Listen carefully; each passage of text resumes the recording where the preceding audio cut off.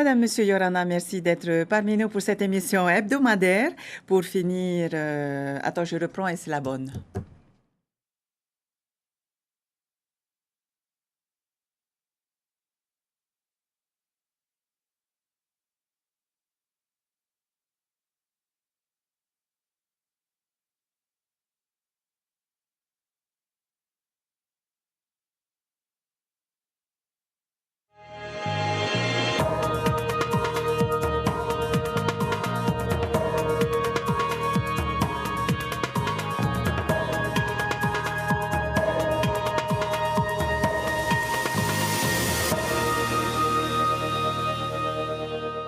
Madame, Monsieur Yorana, merci d'être parmi nous pour cette dernière émission de l'année.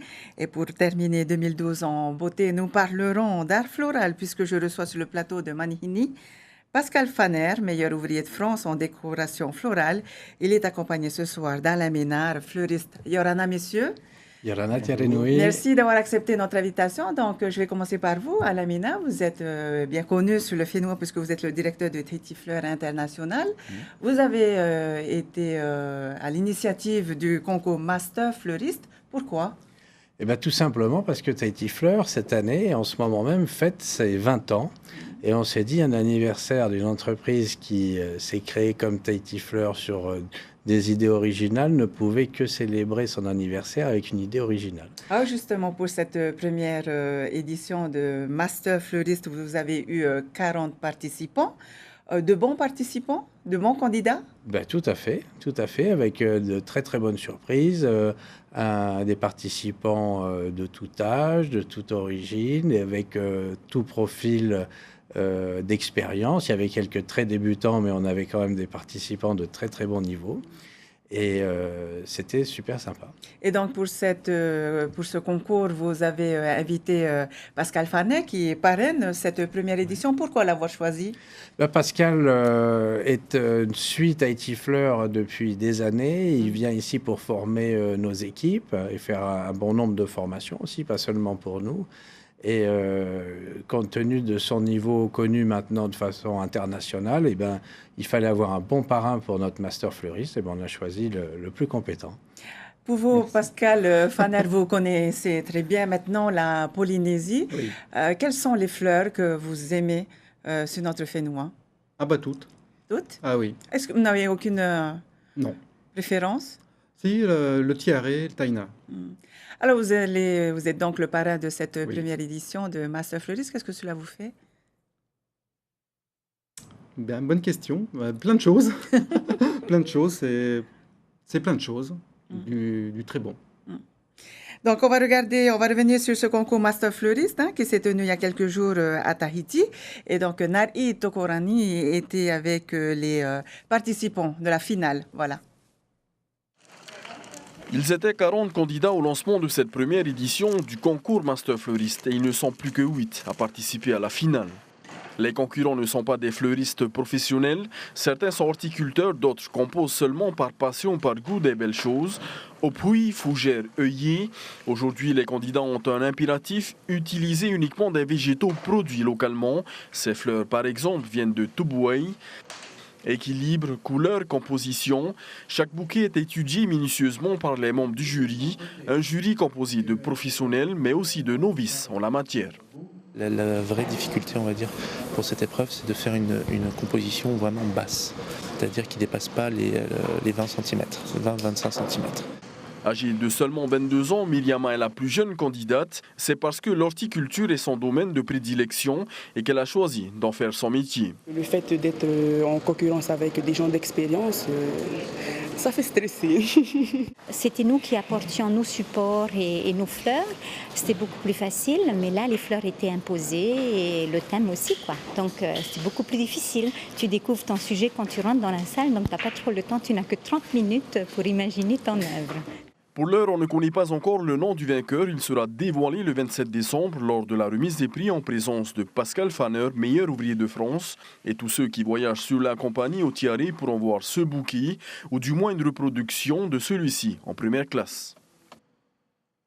Et maintenant, on connaît le nom du gagnant. Il s'appelle? Il s'appelle Émile. Oui. Et c'est quelqu'un qui a beaucoup de talent, beaucoup de sensibilité et qui nous a surpris. Et donc, c'est le monsieur qu'on a vu en tout début du Tout à fait. reportage. Qu'est-ce qui vous a marqué dans sa composition? Dans plusieurs compositions, Mm. puisqu'il y a eu plusieurs épreuves. Là, il a une dextérité parce que c'est quelqu'un qui a de l'expérience dans la pratique de la fleur, hein, même si c'est un amateur, il faut bien le dire, mais il est dans une famille d'horticulteurs et de fleuristes, que je connais depuis bien longtemps d'ailleurs. Et à chaque fois, il s'est très très bien adapté sur tous les critères de notation, parce qu'il y avait le respect des contraintes, à chaque fois, du style, de décoration Alors, florale et justement, des pour dimensions. la finale, c'était la contrainte de la taille. Oui, tout à fait, puisque c'était une épreuve spéciale Air Tahiti Nui, donc il fallait que les compositions puissent rentrer dans les petits racks d'avion. Donc c'est pas donner des contraintes pour embêter les candidats, mais on est dans un cas de figure et il faut qu'ils soient transportés dans des petits containers. On devait donc respecter la taille. Et donc les candidats ont eu beaucoup de difficultés à respecter les dimensions? Pour certains, oui, parce que c'est une contrainte. Alors, ceux qui sont habitués à faire juste des bouquets pour se faire plaisir, ils vont pas se donner des contraintes de taille. Ils font souvent la composition en fonction de la taille des fleurs. Là, c'est l'inverse. C'est la taille des fleurs qui doit réduire pour rentrer dans la taille de la composition. J'imagine que pour vous, Pascal Fanet, c'est facile de monter une petite composition avec les tailles qui étaient imposées durant ce concours. Oui, c'est vrai. Mais l'avantage des néophytes, c'est qu'ils ont un autre regard sur leur floral. Donc c'est super sympathique. Ça nous rafraîchit un peu les idées aussi. Et des fois, on a des idées à prendre chez eux. Parce qu'on est trop formaté par certaines règles. Et c'est vrai que de temps en temps, aller un peu à côté, c'est pas mal.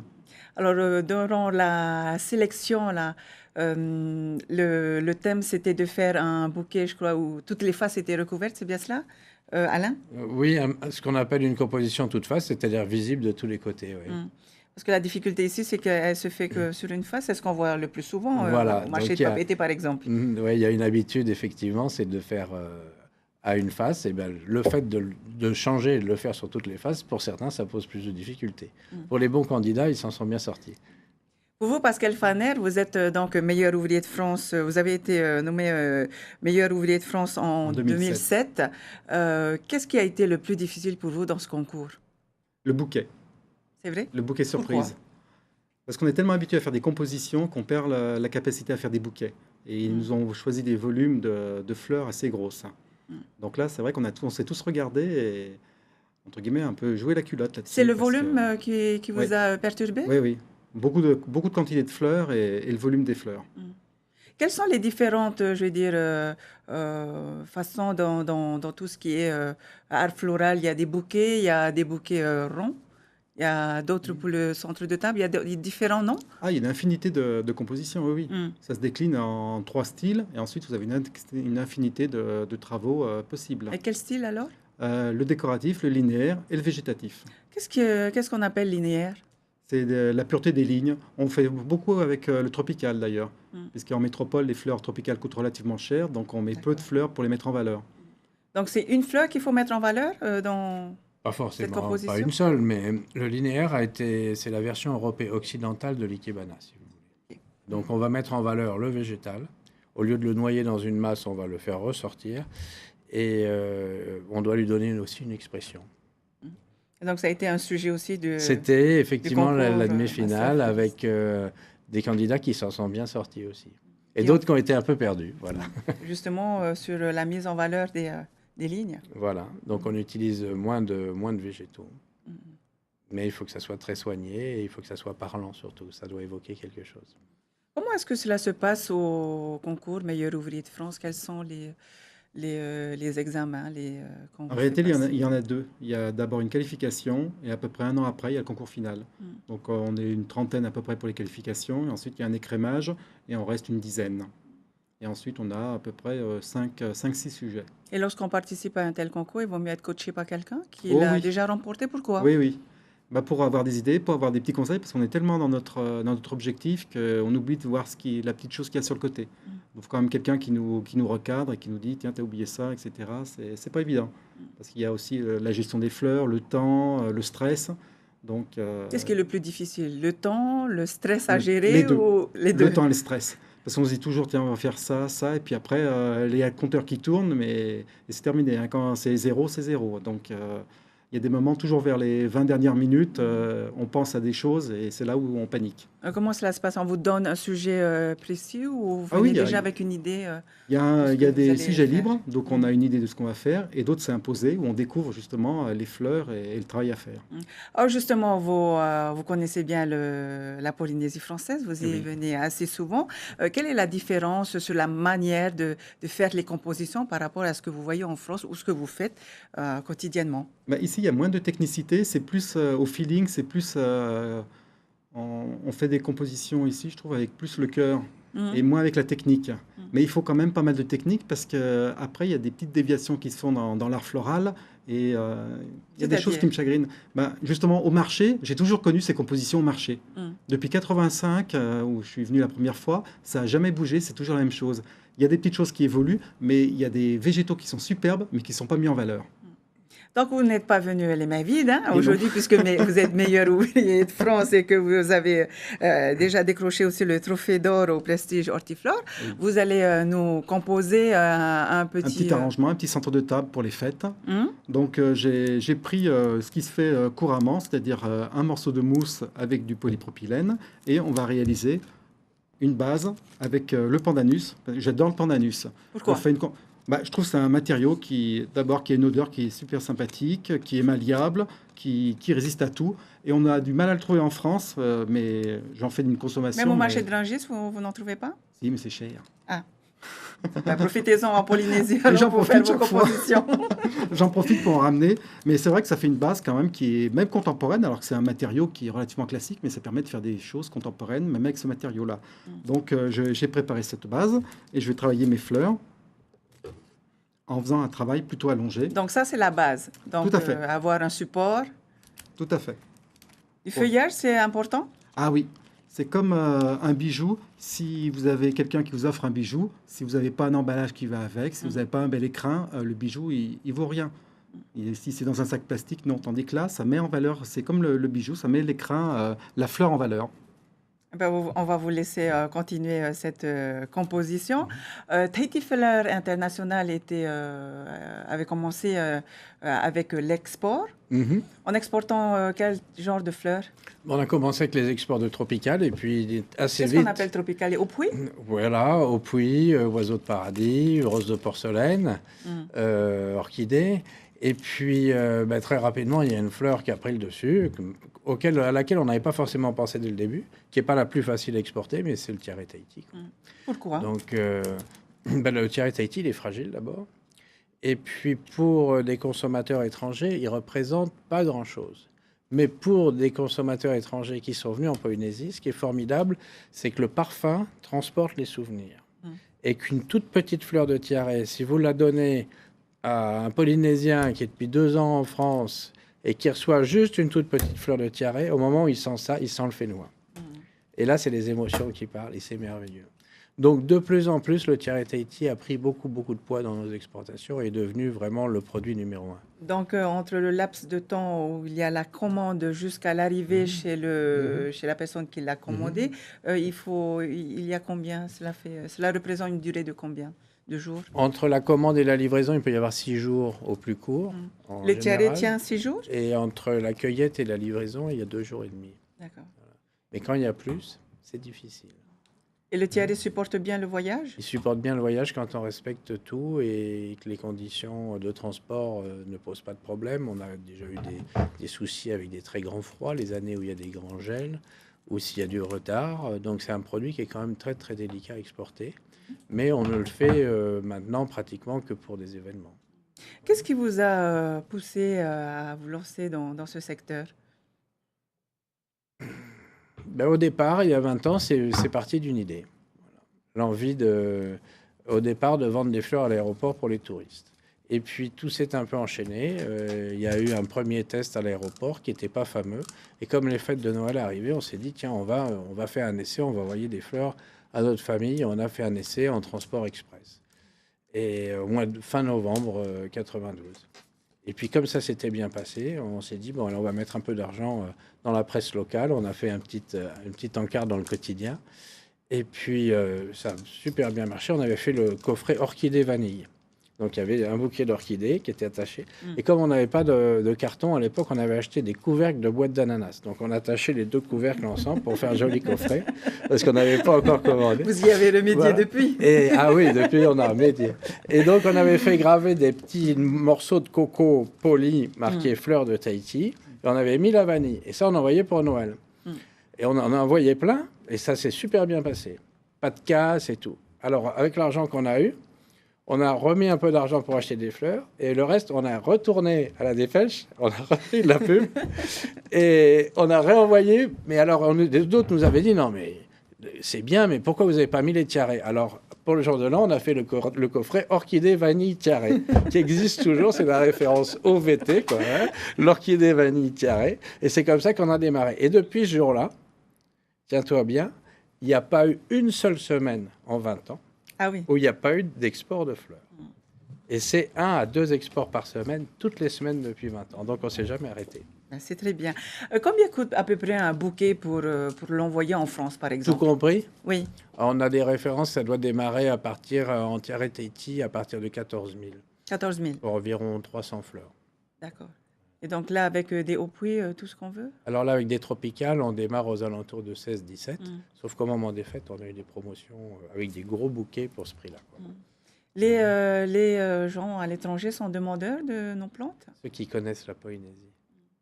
Ceux qui connaissent la Quelque part la Polynésie qui arrive chez eux? Voilà, parce que ceux qui voudraient juste des tropicales, ils pourront les avoir toujours moins chers, qui viennent d'Afrique, du Costa Rica, d'où on veut. Et pourquoi la commander particulièrement? Ils ne vont pas les acheter plus cher pour les avoir de Tahiti. Par contre, si on veut du tiare Tahiti, ou si on veut faire un événement comme celui-là, ce que l'on vient de faire sur Internet, un concours de photos avec des tiare Tahiti et des couronnes. Pascal, vous avez terminé ce joli centre de table. Vous voulez bien le mettre là, juste devant? Bien sûr. Il est très beau. Voilà. Les orchidées, ce sont des fleurs que vous aimez bien travailler? J'adore ça, oui. Mais j'aime toutes les fleurs en général. Et là, c'est le mélange du côté, entre guillemets, classique avec le pandanus, et puis avec de la feuille d'argent sur des petits morceaux de laine. Et ça permet de mixer également le côté contemporain, le côté plus classique, avec un matériau que l'on trouve de partout, et des matériaux plus précieux. Un centre de table, il faut qu'il soit relativement plat, pas trop haut? Oui, parce qu'on ne mange pas dans un jardin, donc il faut quand même qu'on voit les personnes, et surtout dans un centre de table, aucune fleur odorante. C'est quand vous avez un repas, quand vous avez un mec qui arrive à la table, si vous avez des lys, par exemple, qui sentent trop fort, ça perturbe le repas. Donc, il vaut mieux mettre des fleurs qui ne sentent pas. Un centre de table, il faut qu'il soit petit comme celui-là, ou il peut non, être très long. On peut faire en rythme aussi, c'est-à-dire en faire plusieurs qui se suivent, ou en faire un très long. Ce sont des choses que vous faites aussi ici, Alain? Bien sûr, l'artisan fleuriste a toutes ces fleuristes qui sont formées par Pascal. Donc, elles se justement, débrouillent. vous vous étiez rencontrés au tout début de Tahiti Fleurs, c'est ça? Oui, au tout début. Puisque la première année où on a démarré Tahiti Fleurs, je me suis retrouvé dans un avion assis à côté de lui. Alors, il m'a dit, qu'est-ce que tu fais? Il me dit, je vais en vacances. Et toi, je dis, je viens de monter une affaire de fleurs. Et vous, dans la vie, qu'est-ce que vous faites? Ah ben, je suis prof d'art floral. Je dis, si ça vous embête pas, on va annuler les vacances. Et puis, vous allez venir à la maison. Je dis, ah mais c'est bon, j'ai un petit bateau, je pourrais vous emmener faire du snorkeling et de la plongée. Voilà, alors je lui ai détourné de sa mission en vacances. Et donc, depuis, vous venez régulièrement en Polynésie. Voilà. Mais c'est vrai qu'à l'époque, dans les avions, il n'y avait pas les petits écrans individuels et on pouvait communiquer avec son voisin. Donc là, voilà, tant mieux. Hein. Tant mieux. Les rencontres importantes de la vie, voilà. Ça en fait partie. Et inattendues, tout à fait. Cette rencontre en fait partie. Tout à fait. Lorsque vous venez et que vous donnez une formation aux stagiaires en Polynésie, ils sont demandeurs de quoi en particulier? De tout. La technique, savoir utiliser telle ou telle fleur, pouvoir recycler des végétaux aussi, recycler des bases. Et c'est des vraies éponges, c'est super. On peut, dans un bouquet par exemple, on peut mettre n'importe quelle fleur, on peut mélanger toutes les fleurs. Exactement. Il y a des fleurs à proscrire. En général, on évite de mélanger le tropical avec des fleurs plus européennes. Mais en fin de compte, sur le territoire, ça passe très bien. On ne le fait pas en Europe, mais sur le territoire, ça passe très bien parce qu'on a des grossistes qui ont différents végétaux et on peut mixer ici, il n'y a pas de problème. On fait plus au feeling. En France, par exemple, combien coûte un centre de table comme celui-ci? Comme celui-là, c'est très on va dire dans les 35 € à peu près. Ah, quand même? Oui. 35 € quand même. Et ici, en Polynésie? Pareil, Pareil. parce que c'est de la fleur locale, donc elle n'a pas de Mm. raison d'être beaucoup plus chère. Est-ce qu'on vit ici du métier de fleuriste à la Ménard? C'est une profession qui, je dirais, devient de plus en plus spécifique. C'est-à-dire que ceux qui s'en sortent, c'est vraiment ceux qui ont de la technique et qui apportent un travail différent. Parce qu'il y a tellement de vendeurs, on va dire, de gré à gré, par connaissance ou au bord des routes, que véritablement, pour s'adresser à une boutique, il faut avoir envie d'avoir des végétaux de qualité et un travail De original et bien fait. Mm. Sinon, les boutiques s'en sortiront pas. C'est pour ça que dans le cadre du syndicat des fleuristes, on a organisé l'an passé une formation et il y en a d'autres qui sont prévues pour continuer à élever la qualité de notre travail. Et aussi, Master Fleuriste montre l'amour du métier, les spécificités et le niveau de compétence qu'on peut atteindre. C'était ce que vous recherchiez, c'était les compétences, ce que les monsieur ou madame tout le monde pouvait vous apporter également au métier? Non, je dirais qu'un concours comme ça, c'est beaucoup plus un événement qui fait découvrir à quel point la connaissance, le savoir-faire, l'apprentissage sont des choses importantes. Parce que les candidats eux-mêmes, avec tout leur talent, sont demandeurs. C'est-à-dire, ils viennent nous voir en disant mais quand M. Faner sera là, est-ce que je pourrais venir travailler un peu avec lui? Et ceux qui ont déjà eu l'occasion de travailler avec lui, c'est quelque chose, ils ressortent de là, mais ils disent mais c'était le paradis, quoi, parce que c'est vraiment une expérience intéressante. Et pourtant, comme je le disais, on a des candidats très très doués qui ont aussi de l'expérience. Mais bon, ça permet de voir quelle est l'étendue de compétences. Alors justement, si vous aviez un conseil à donner à quelqu'un qui souhaiterait faire des compositions, quel serait ce conseil, Pascal Faner? C'est déjà avoir des bases pour pouvoir mettre le plus en valeur les fleurs. Il faut vraiment mettre en valeur les fleurs par la moindre utilisation de matériaux. Et pour ça, il faut quand même avoir les bases. Donc Et des puis surtout bases. s'éclater parce que franchement, c'est un métier qui est superbe et on a de quoi faire sur le territoire pour utiliser les feuillages. Surtout, il y a plein de feuillages qui sont super beaux en couleur, en texture et qu'on peut très bien remplacer par rapport aux fleurs. Donc là, il y a vraiment beaucoup de choses à faire. Pascal Faner, merci. Merci, Merci d'avoir participé à cette émission. À la Ménard, que peut-on souhaiter à Tahiti Fleur? Eh bien, que Tahiti Fleur dure encore 20 ans. Il n'y a pas de si raison ce n'est plus. que cela ne Ouais. dure pas plus longtemps. Il n'y a pas de raison. Joyeux anniversaire en tout cas à Tahiti Fleur. Merci encore à la Ménard. Merci Pascal Faner d'être venu dans ce Manhini, le dernier Manhini de l'année 2012. Il ne me reste plus qu'à vous souhaiter une très belle année et meilleurs vœux pour l'année 2013. Nana, à bientôt.